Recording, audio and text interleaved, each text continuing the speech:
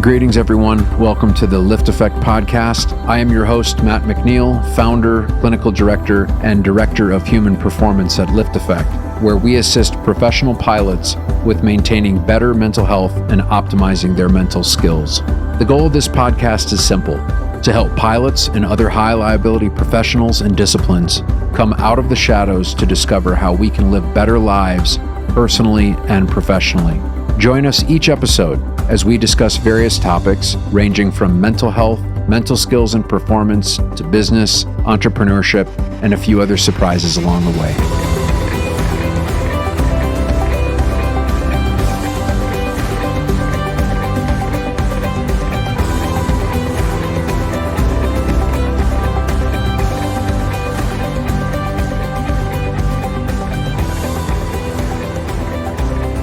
Ladies and gentlemen, welcome to another episode of the fabulous LiftAffect podcast.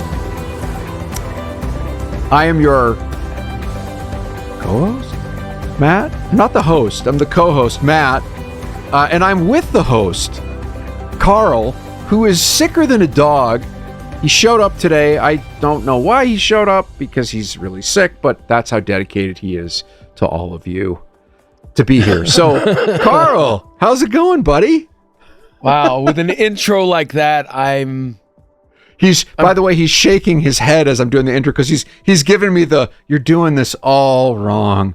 This is why we don't give you the microphone at the beginning. Step back. Step back. He gave me the controls, so that's what happens. Since he owns the show, it's like, well, do you think I should do this? Oh, no, never. No. I think that would be a bad thing. Okay, thanks for being on my podcast. Yeah. Well, he said your controls, and I just did a barrel roll. So there you have it. Everybody, hopefully you got your 6 sacks. Yeah. What we thought when we quickly started to talk, and I was like, okay, let's hit record, because I don't want to. I think Karl's got limited bandwidth today. Let's get as much out of the guy as we can. Let's capture not it. That I have much more on any other given day, but all right, we'll go with that. Well, yeah. Let's just go with that. It sounds good. Obviously, like the lowest hanging fruit for an episode this week, and this is not a pre-recorded, this came out, this episode's being recorded on the day it's being released. So this is truly off the cuff. The lowest hanging fruit is what has been in the news over the last week, which is the pilot in the jump seat.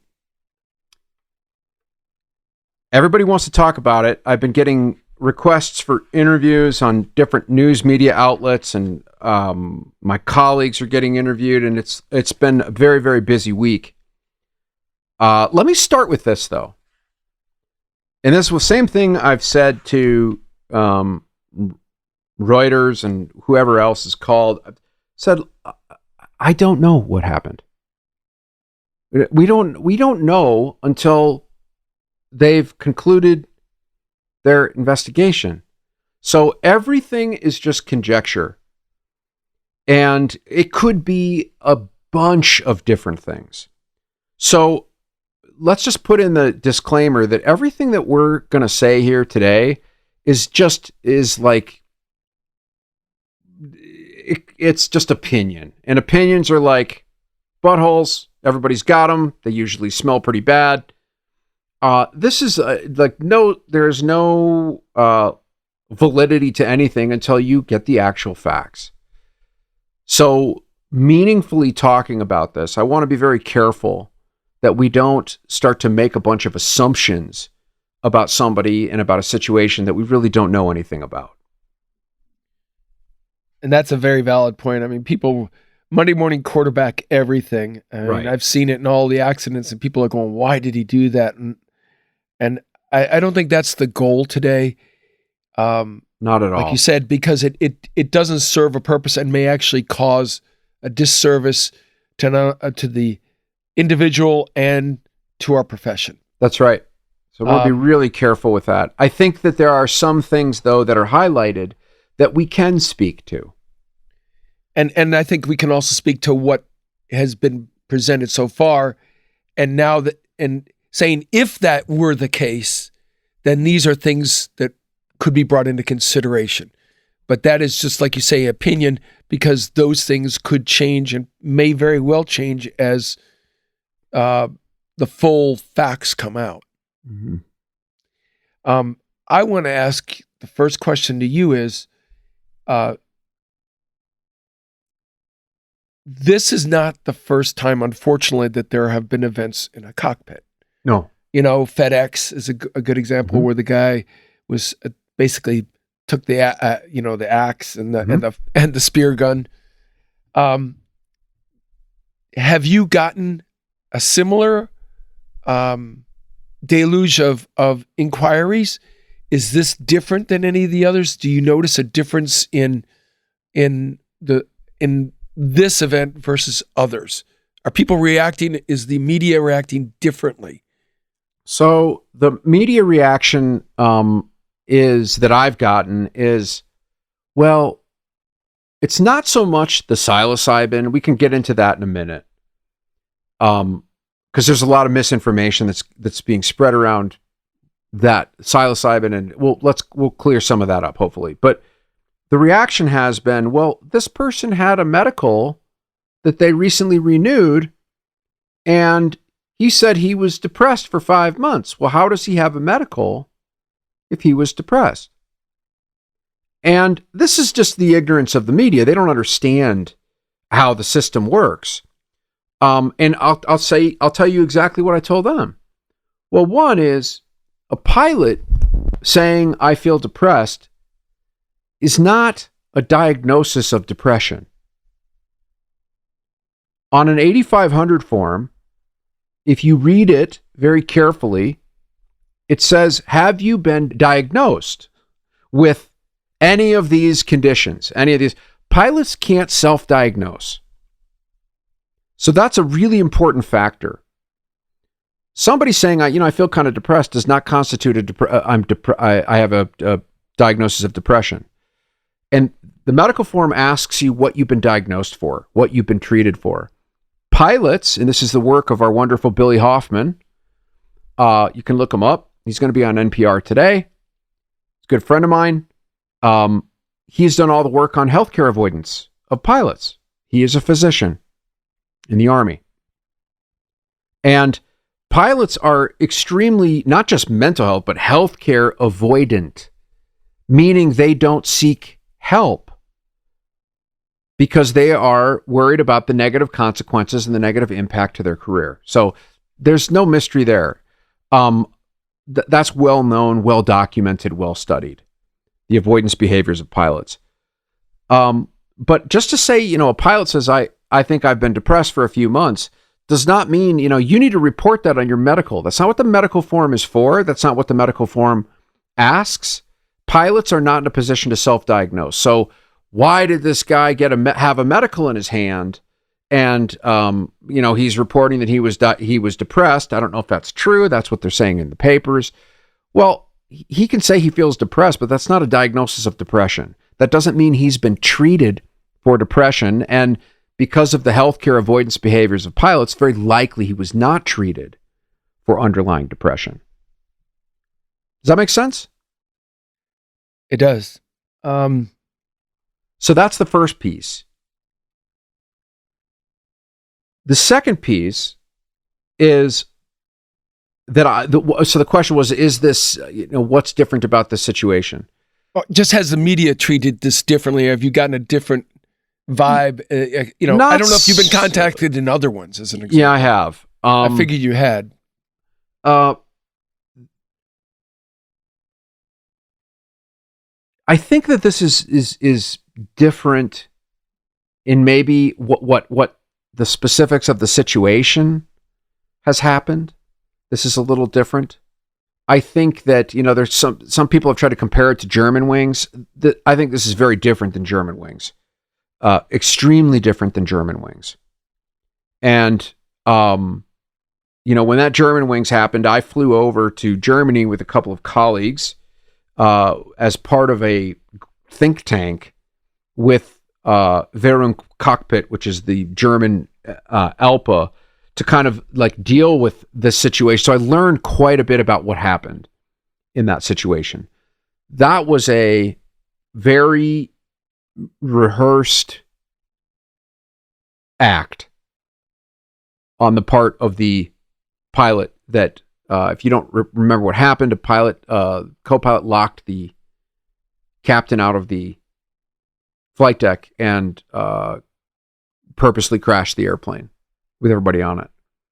That was I think that was a very different situation than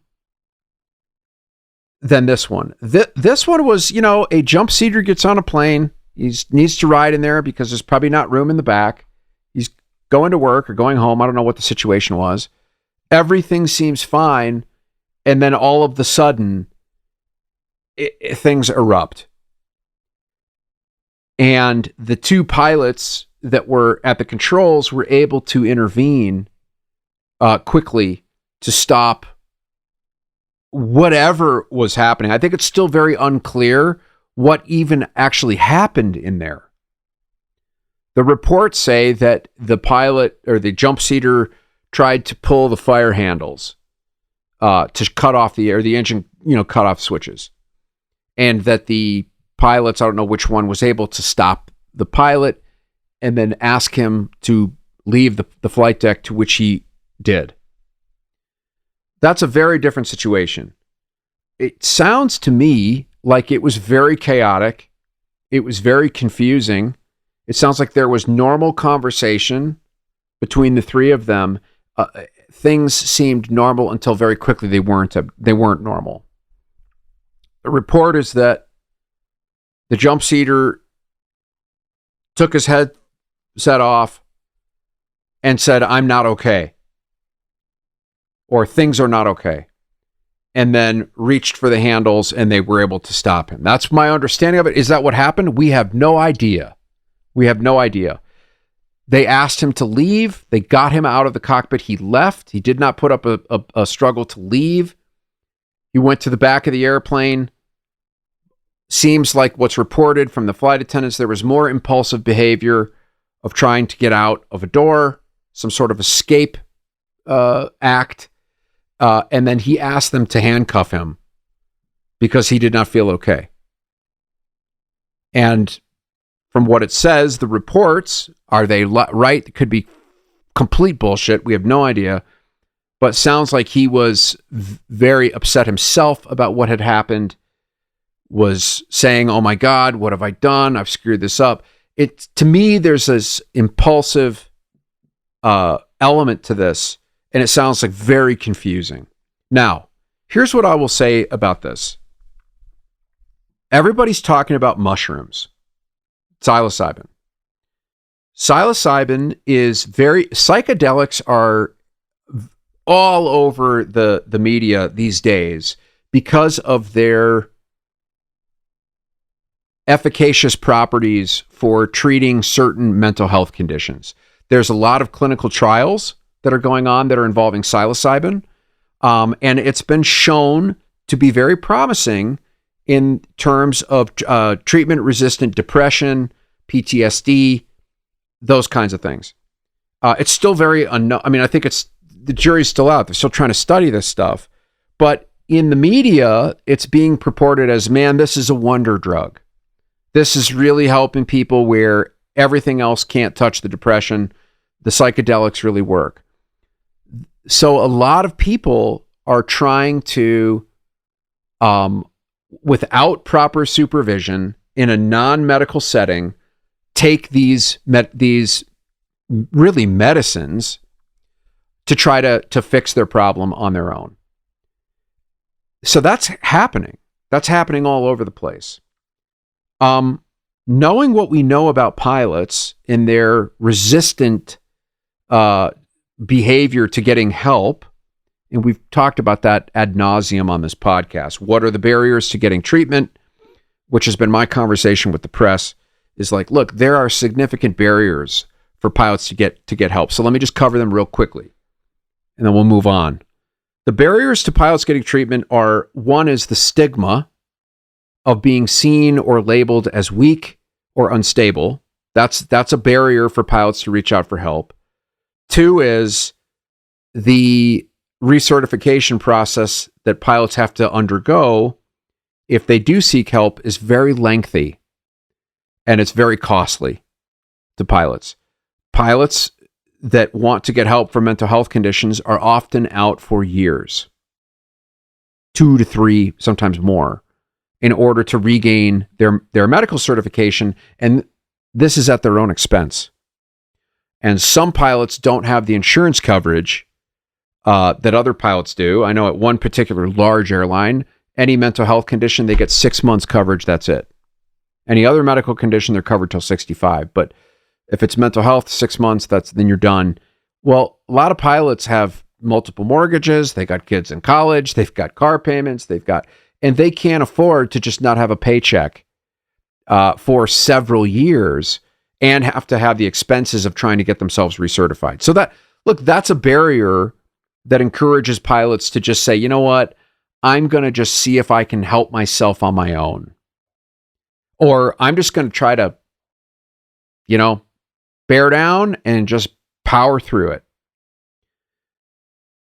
So when somebody says they're going to, it says that somebody's using psychedelics, to me, the first thing that pops in my mind is not somebody that's going to Red Rocks at a concert, but I'm thinking in light of the recent, all of the reports in the media about the benefits of psychedelic therapies, I'm thinking, okay, somebody's trying to help their underlying mood issues that they're suffering with. And they're trying to do it offline, outside of the medical system on their own, right? Trying to treat yourself. Some pilots use alcohol for that. That's the first thing that strikes me. When there's a self-report of I've been depressed for a number of months, okay, that seems to add, that makes that kind of make more sense of what is this sort of mushroom thing that's happening. Now, I just want to say, though, what people, there's all these sort of, jokes. Oh, he's tripping in the flight deck and because he's on mushrooms. And one is, we don't know that. The mushrooms or psilocybin is typically, you're not going to hallucinate after 48 hours of taking them. We have no idea if he took them, when he took them. Could it have been several weeks ago? Could it have been several months ago? We have no idea. But to say, oh, he hallucinated because of mushrooms, we don't know that. I'll tell you what makes people hallucinate? Not sleeping. Not sleeping. And there's reports that he's reported that he didn't sleep for 40 hours. You ever stayed awake for 40 hours? I have. You don't know what the hell's going on. And you can go into micro naps. You can start to, if you nap, you can start dreaming. You could just kind of not know where you are. Karl, you're shaking your head because I know I know what that feels like.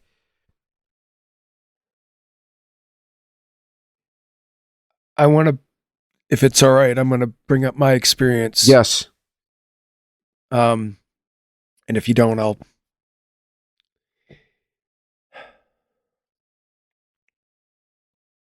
We've been doing this podcast for just about a year now. And we've talked about a lot of things. And this podcast is to help other people.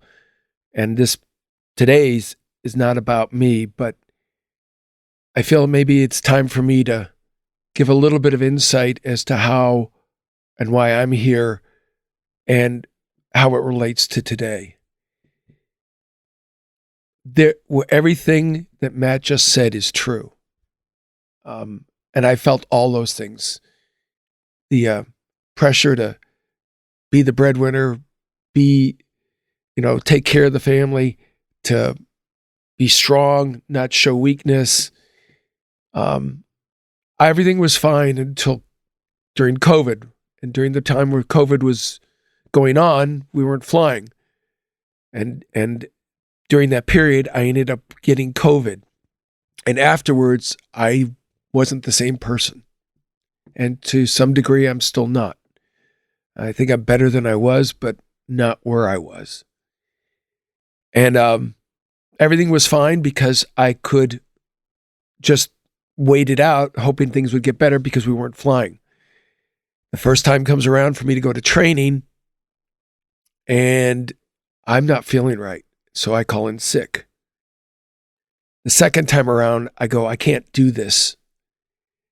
I've always had the statement that my family's on that airplane.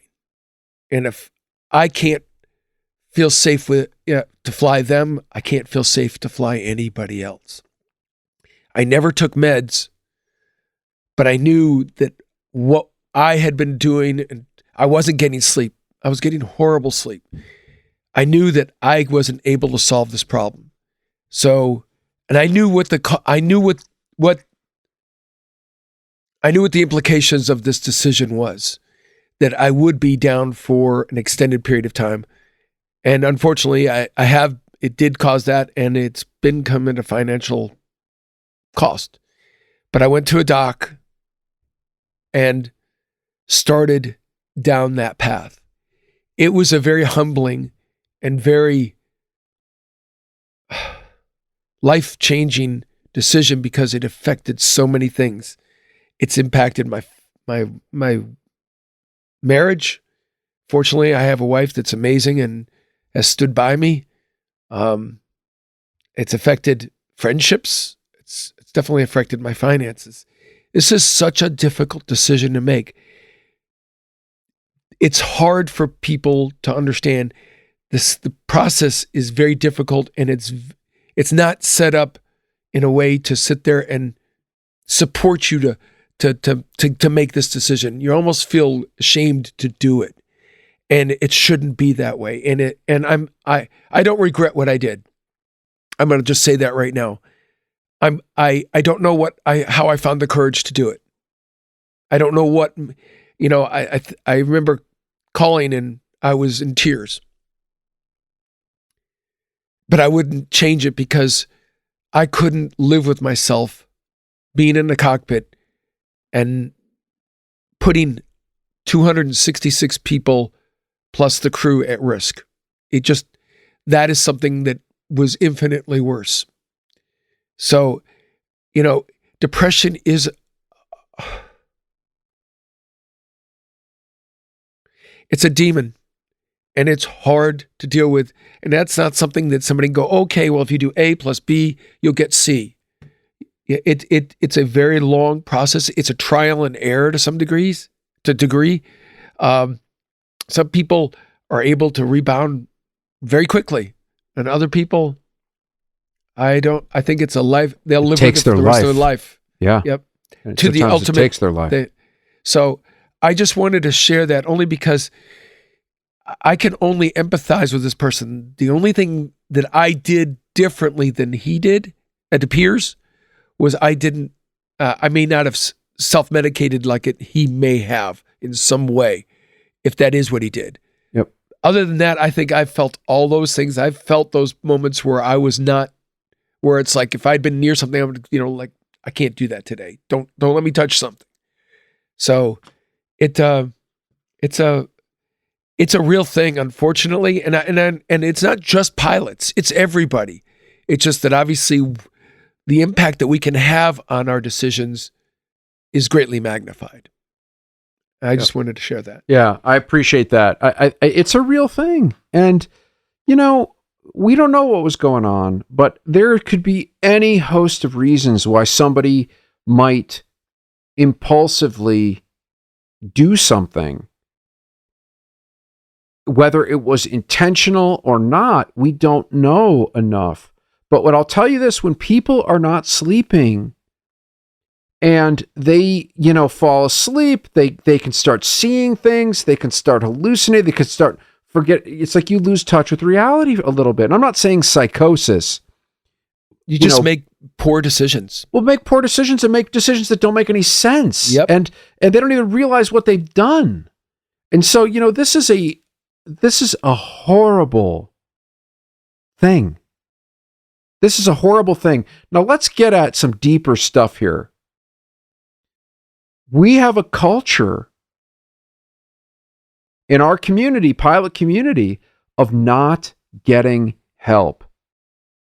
And this is not, you cannot just blame the pilots for this. That's a cop-out. I asked the reporter, I said, let me ask you a question.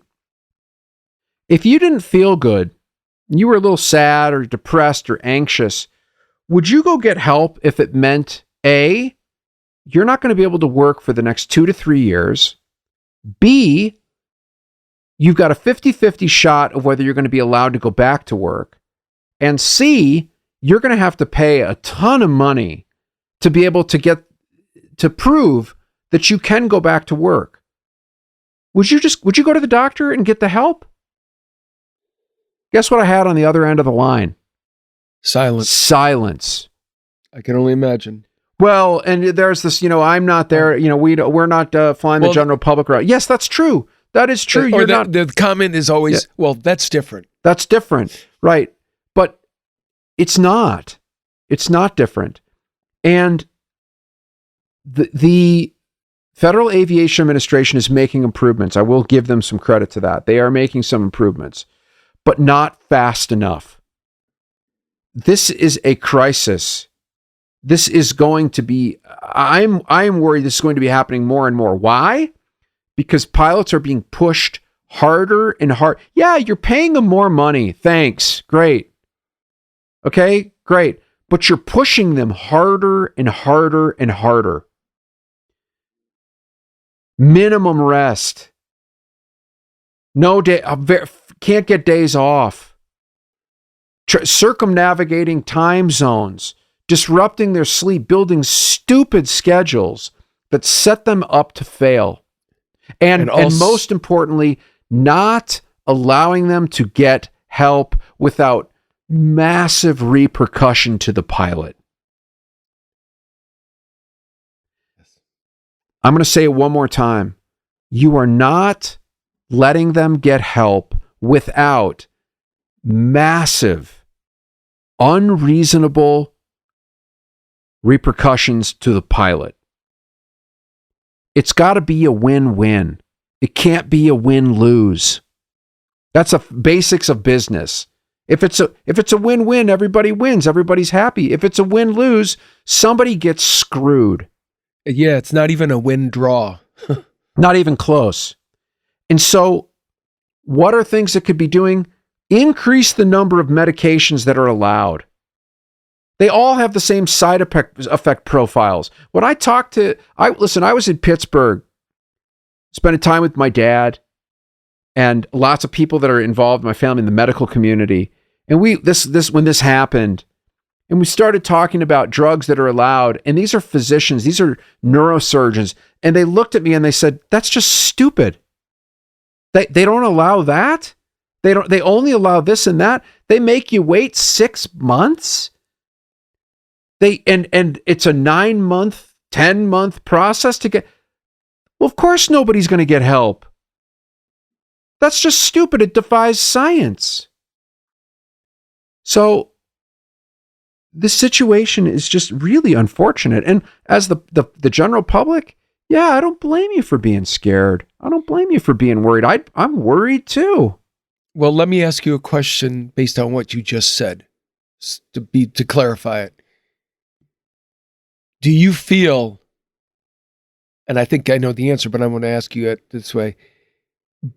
Do you feel like the general public is put in any greater risk by having a larger number of these drugs approved for use with a valid medical so that they could fly?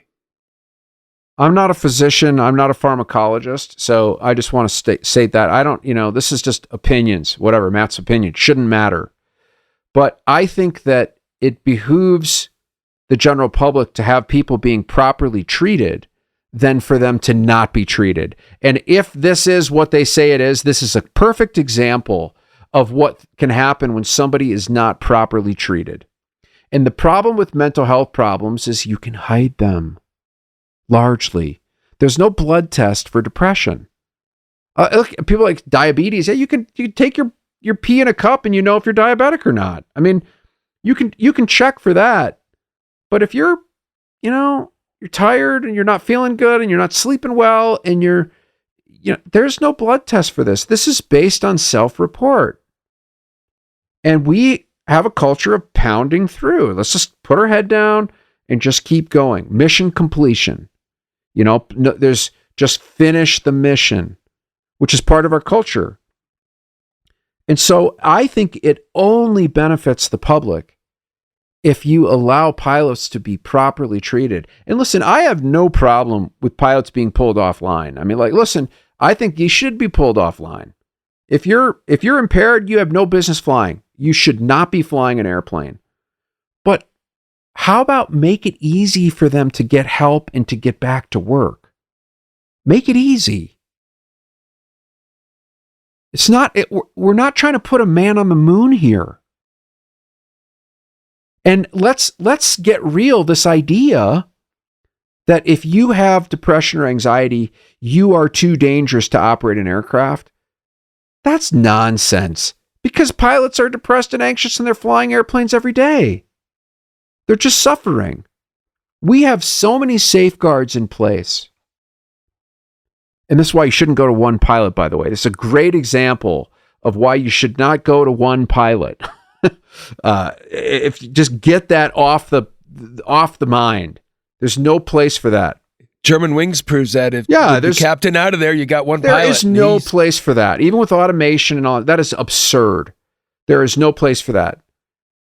But make it easy for a pilot to reach out and get the help that they need and that they deserve, and quite frankly, that the general public deserves. But saying, you are public enemy number one if you have depression or anxiety. Well, guess what? If that was the case, planes would be crashing all the time. They'd be bending metal. Because if you think that pilots are not having mental health problems, and if the ones that are calling themselves out every day and they don't go to work, you're fooling yourself. You're fooling yourself. Let's get real about this. I mean, I think there's the safety protocols we have in place should only encourage the FAA to have greater allowance of getting pilots more rapid, expedient help, expanding the list of treatments and medications that are available to pilots, reducing the timeline, the absurd timeline to get back to work. It should be an N of 1. And if nothing else, the airlines should also be, because this affects their schedule. This affects, my God, the devastating. financial. It's devastating. And the airlines need to get real about it too. And it needs to be pushed from the airlines. Look, the FAA's job is not to promote the pilot or the profession or any of that. And so they have a very hard job to do. Very, very hard job to do. They are there to protect the federal airspace system. Period. The end. Mic drop. Right? They used to promote aviation a little bit until Value Jet. And that changed everything. And they were like, the role is safety, period, the end. So that is, it's a difficult bind that they're in. And this is not simplistic, easy stuff, but it's kind of like at some point you got to take off the clown suit and just let's have a real honest conversation about what are the actual risks, not the perceived stigma, risks that really, quite frankly, come out of stigmatization of mental health. What are the actual risks with regards to automation, the safety systems we have in place, the pilots that we have, the training that we have? What is the actual risk? And what is the risk of these medication profiles?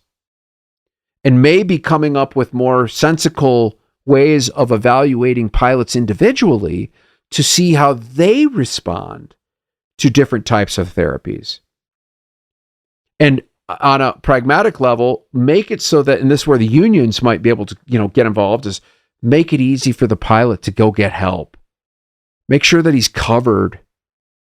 He's not going to, be out of pocket all of this money to be able to just get the help that he deserves and needs.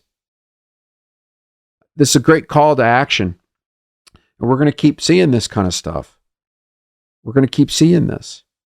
It's just, unfortunately, it's a numbers game. The number of pilots in the U.S. alone has skyrocketed. The number of flights. I mean, Yep. It's like, so it's, all things being equal, percentage-wise, even if it's a very low percentage, it's still going to add more people just because there are more out there. And also, I think there's a difference in the mindset and mentality of a lot of the young ones coming in today, too. very much generational differences in terms of propensity towards mental health problems. Which we have talked about. We've talked about it, and it's a real thing. And you can blame them and say they're weak, and that's just pushing stigma. There's just differences. Exposure to social media, exposure to constant inputs of information, the pressures on these kids, the poor economic situation that many of them are facing, lack of opportunity. I mean, you can't, pilots, guess what? You want to move to Denver? You can't buy a house here because everything is $2 million.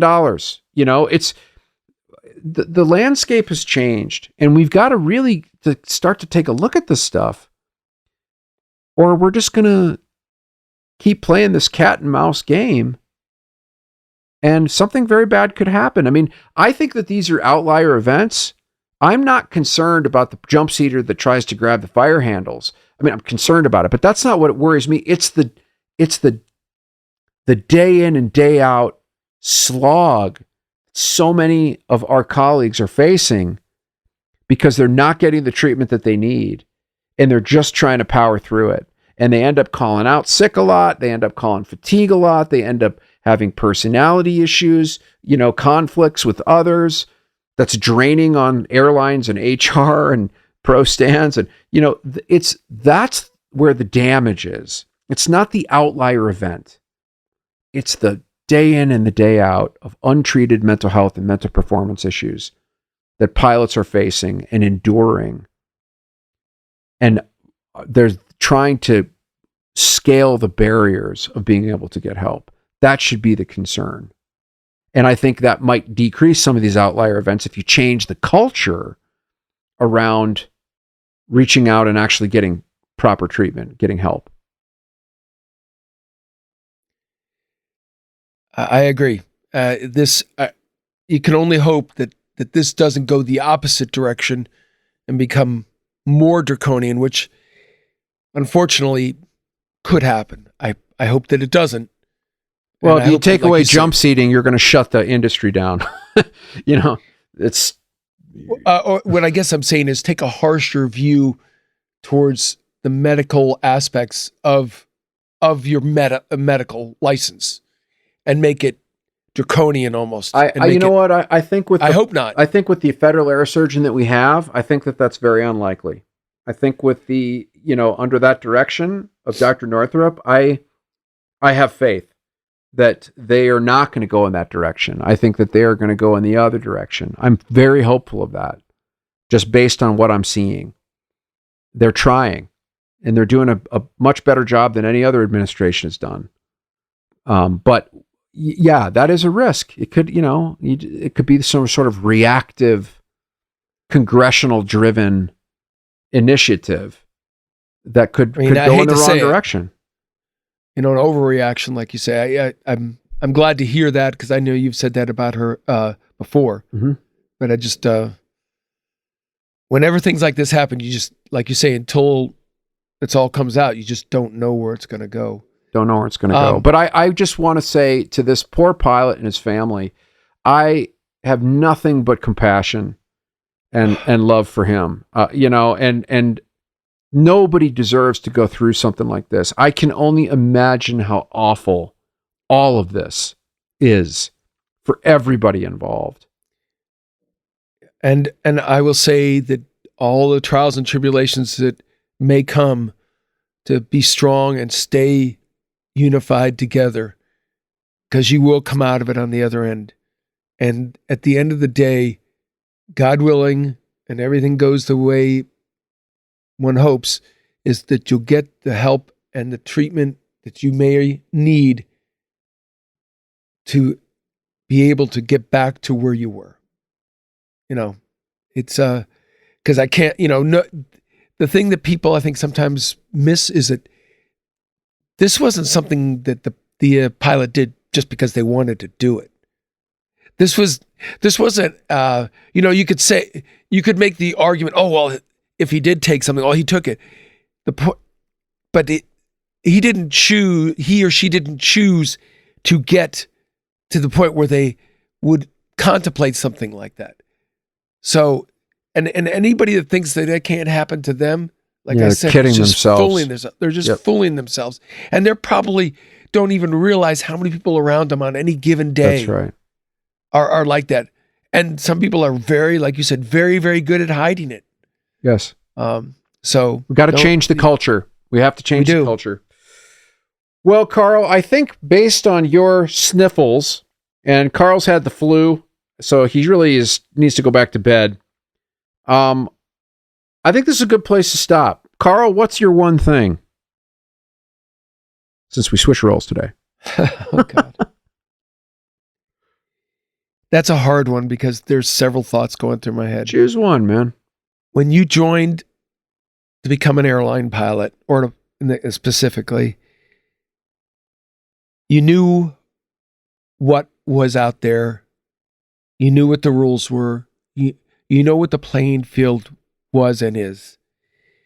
We may not like everything that happens and like everything the way it is, but we need to work within it. And however, I hate to say this, it's going to sound very cruel or very cold. However difficult it is,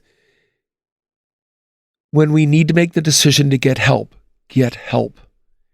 I understand there are very life-changing consequences that come with it.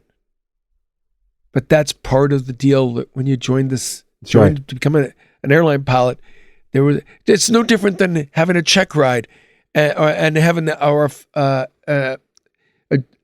FAA jump seat and they pink slip you. You're guilty until proven innocent. It doesn't mean that you are guilty. He just thinks you are. And you have to prove you're not. And it takes months and months sometimes to get in front of the FAA court because in the interest of public safety, you're guilty until proven innocent. It's no different.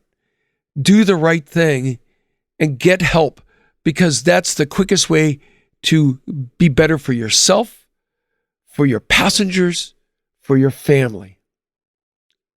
That sounds cold, but it was a hard thing to do, but I don't regret what I did. Yes. And I think most people, once they do it afterwards, they do feel better. Even if they have to live with the consequences, they realize that was the right decision. It just took a while to get there. Just get there sooner, is what I'm saying. That's it. I think it's a great close. We appreciate everybody that's listening to this. We appreciate this community. We appreciate the growing community. We do this for you. This is for 100% for you. We deserve it. We deserve, as a community, we deserve more. We deserve better. And it has to start with what we choose to do. Not with what anybody else does, not the regulator. It's what you choose to do. And so it starts with you, and that's why we're here. Hit the like button if you can. That it has a huge amount of weight in terms of how much visibility we get. And we will see you next week, which will embark our 1 year anniversary of our podcast next week. We've been here for a year. So we couldn't do it without you. Couldn't do it without your support. Info. No, what is podcast it? at LiftAffect.com. Podcast at LiftAffect.com. Don't listen. That's the only reason he has me around. It's like... I know. I can't get anything straight. Podcast at LiftAffect.com. Info at the V1 Project if you're interested. Incredible community that's growing. We'd love to have you. We'll see you next week.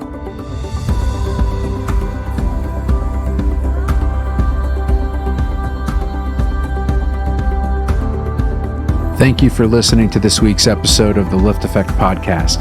If you want to dive deeper into this episode and every episode, go to our website, LiftAffect.com/podcast. If you're enjoying the show, we would love it if you'd follow us on Spotify and rate, review, and subscribe on Apple Podcasts. We really appreciate your support. You can find me on Facebook, Instagram, and LinkedIn, all with the ID Matthew McNeil. This show is brought to you by LiftAffect. a clinical mental health and consulting company that assists air carriers, corporate flight departments, pilot unions, and commercial pilots by providing comprehensive psychotherapy and mental skills coaching services to pilots with mental health and mental performance-related issues. Visit LiftAffect.com, that's LiftAffect.com, to book your free consultation. And finally, this podcast is for general informational purposes only. It does not constitute the practice of counseling, psychotherapy, medicine, or any other healthcare service, including the giving of medical advice. No therapeutic or provider-patient relationship is formed. The use of this information and any materials linked to this podcast is at the user's own risk. The content of this podcast is not intended to be a substitute for professional psychological advice, diagnosis, or treatment. Users should not disregard or delay in obtaining advice for any psychological or medical condition they have, and they should seek the assistance of their healthcare professionals for any such conditions. Thanks for tuning in, and we'll see you next time on the LiftAffect podcast.